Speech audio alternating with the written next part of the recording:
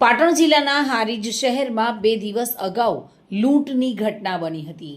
હારીજ શહેરમાં આવેલા ભાવેશ ડેટિંગની દુકાન ધરાવતા જયંતિભાઈ ઠક્કર આ લૂંટનો ભોગ બન્યા હતા।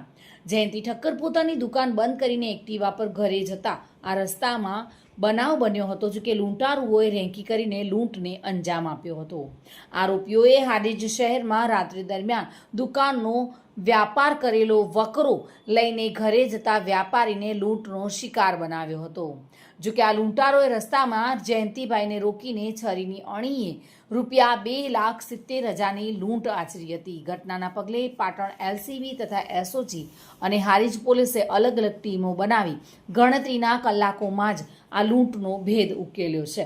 પોલીસે લૂંટમાં ગયેલા ₹2,50,000 તેમજ લૂંટમાં વપરાયેલા 2 બાઇક સહિતનો મુદ્દામાલ જપ્ત કર્યો છે અને આગળ આ ગુનાની ટૂંક હકીકતની વાત કરીએ તો તારીખ 20/4/2026ના રોજ હારીજ ટાઉન વિસ્તારમાં હારીજ ટાઉનના જે આ કામના ફરિયાદી છે જયંતિલાલ ભુરાલાલ ઠક્કર કે જે તે હારીજ બજારમાં ભાવેશ ટ્રેડિંગ નામની પોતાની કરિયાણાની દુકાન ચલાવે છે, એ રાત્રિના આશરે 9 વાગ્યે પોતાની દુકાન બંધ કરીને જે વકરાના પૈસા છે એને થેલીમાં લઈને પોતાના 2 વ્હીલર ઉપર જ્યારે જઈ રહ્યા હતા ત્યારે અચાનક જ 2 વ્હીલર ઉપર 2 અજાણ્યા ઈસમોએ એમને આંતરીને છરી બતાવીને જે આ વકરાના પૈસા હતા એને લૂંટીને ત્યાંથી તાત્કાલિક ફરાર થઈ ગયા હતા।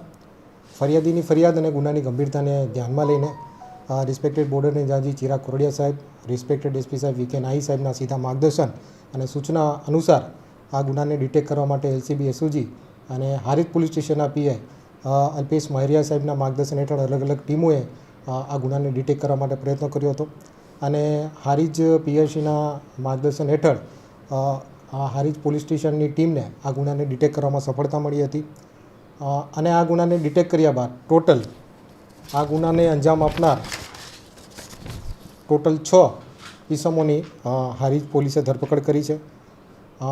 આરોપીઓના પ્રાથમિક ઇન્ટ્રોગેશન દરમિયાન જાણવા મળ્યું હતું કે આ 6 આરોપી છે ઉજ્જૈનના રહેવાસી છે અને ઘણા સમયથી આ લૂંટની ઘટનાને અંજામ બનાવવા માટે રેકી કરી રહ્યા હતા અને ત્યારબાદ આ લૂંટની ઘટનાને અંજામ આપ્યો હતો। આ આરોપીઓ પાસેથી આ લૂંટમાં જે રકમ ગયેલી છે એમાંથી ₹2,50,000ની રિકવરી પણ થયેલી છે।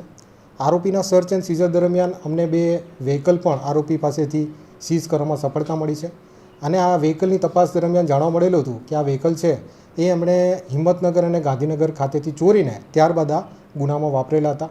તો આ સાથે આ જે લૂંટના ગુનાને ડિટેક્ટ કર્યો છે એ સાથે આ જે 2 અનડિટેક્ટેડ વાહન ચોરી હતી એને પણ ડિટેક્ટ કરવામાં પાટણ પોલીસને સફળતા મળી છે।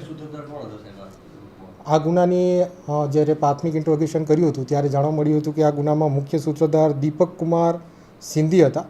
તે હાલ વિસનગરના રહેવાસી છે અને મૂળ ઉજ્જૈનના છે। એ જે તે સમયે હારીજમાં પોતાના ધંધો કરતા હતા અને એમણે આખી આ કોન્સ્પિરસી ઘડી હતી।